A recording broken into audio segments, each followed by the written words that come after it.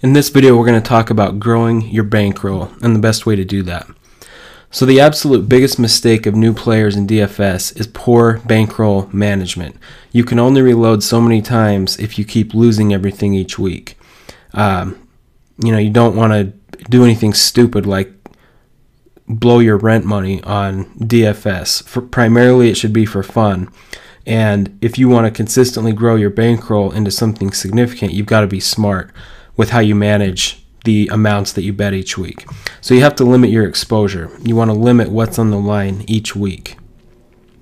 So let's say you have $1,000, which is your bankroll. If you play all 1,000 in 1 week and you lose, which can easily happen, then you're done.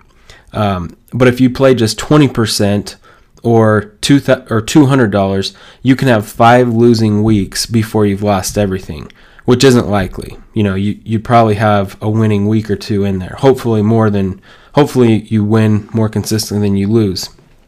But even if you immediately hit a bad streak, your first few weeks, your bankroll would last 5 weeks. So you have a much better chance of having winning weeks before you would, run out your bankroll. You can double that. You could play 10 weeks if you only play 10% of your bankroll each week. Now, I know that's not exciting. It's a lot more exciting or the idea of entering, 5 to 10 lineups in the Millionaire Maker and then play $700 in cash games your first week. But it's probably not the best choice. Although I agree it is more exciting. Now, sticking with this example, how should you divide up the contests you enter? In the last video, we talked about cash games versus GPPs. As a guideline, especially when you're new, it would be a great idea for you to stick to 60% head-to-heads, 30% 50-50s, and 10% GPPs.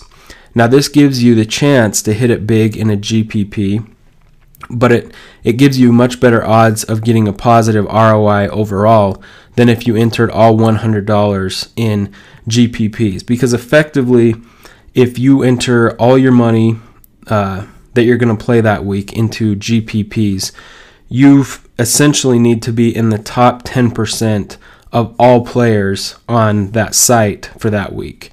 And that's going to be tough to do. It's more likely than not that you would lose all that money by entering all your money for that week into GPPs. So by the way, the reason it says 60% head-to-heads, 30% 50-50s is because your best odds overall are in head-to-heads. And the nice thing about head-to-heads are it's you versus one other player.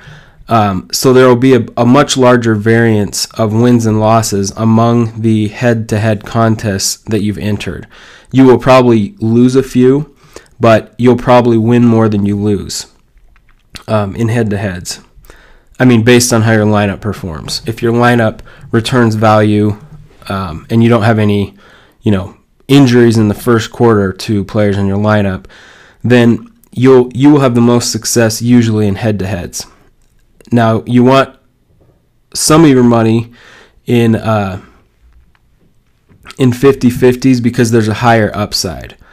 You don't win exactly 50% in head-to-heads. It's a little less because of the juice or the rake. The site is taking 10%.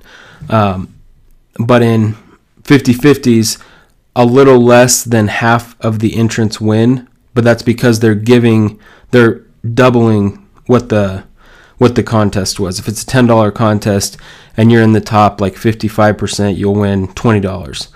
So entering only head-to-heads limits your upside. So adding in some 50-50s increases that. And then, of course, around 10% into GPPs. Every once in a while, you'll cash in those and win, larger amounts. But you really want to limit your exposure to how much you put in GPPs. Now, if you're a strategic thinker, you've probably already realized that having multiple lineups, like 2 or 3 lineups in your cash games, that can limit the risk if one of your running backs is injured on the first drive of a game. And that is true. That does limit your risk. On the flip side, having two lineups can limit your upside if one lineup is a winner and one lineup is a loser. Coming out like dead even after a week, which is what happens if you have one lineup that's a winner and one that's a loser, that feels like losing for some reason. That drives me crazy to just break even.